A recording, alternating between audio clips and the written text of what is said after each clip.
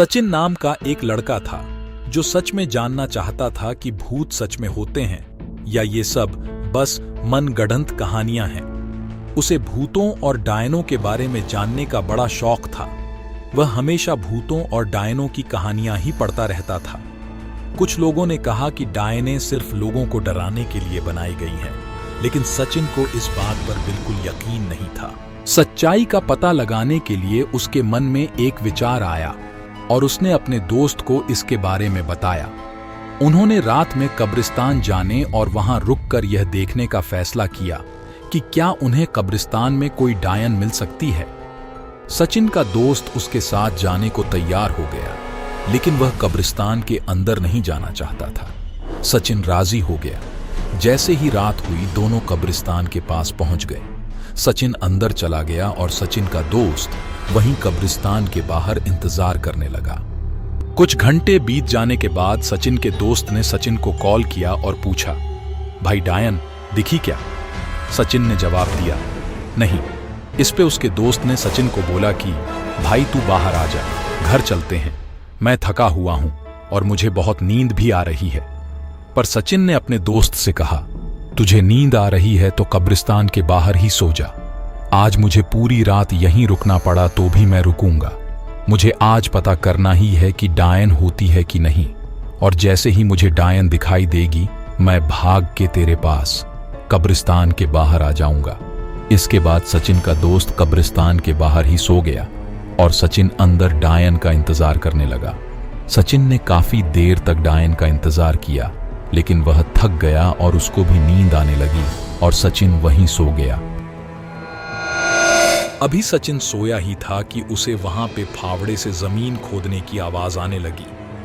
सचिन उठ के बैठ गया और उसने देखा कि एक औरत जिसने सफेद साड़ी पहनी हुई थी, वह फावड़े से एक कब्र को खोद रही है।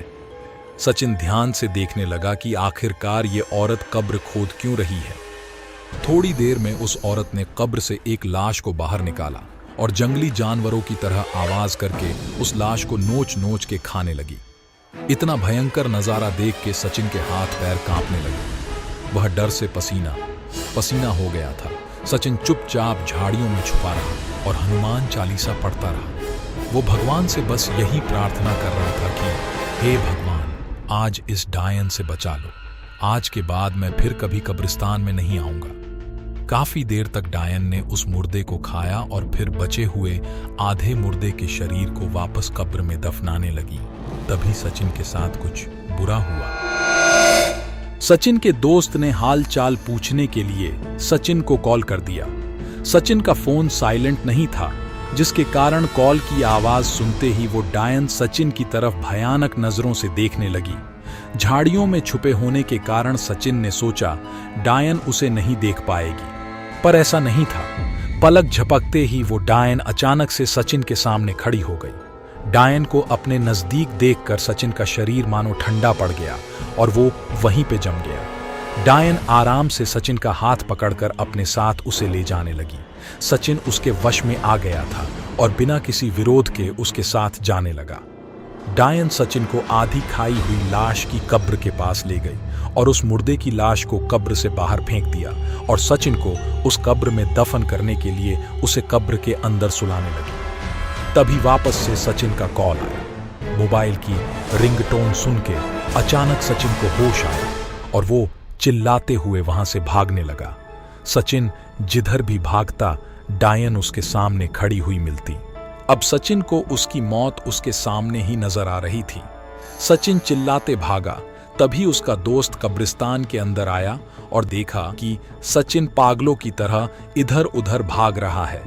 उसने सचिन को जोर से तमाचा मारा और पूछा कि वह चिल्लाते हुए क्यों भाग रहा है। मैं यहीं तुम्हारे साथ ही हूं।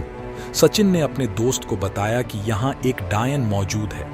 जब सचिन के दोस्त ने यह सुना तो वह भी बहुत डर गया और उसने सचिन का हाथ पकड़ लिया और दोनों कब्रिस्तान के बाहर भाग गए। वो दोनों कांपते हुए अपने घर गए। सचिन ने घर पहुंच के सारी घटना अपने दोस्त को बताई। उसके बाद वो दोनों कभी भी उस कब्रिस्तान के आसपास भी नहीं गए।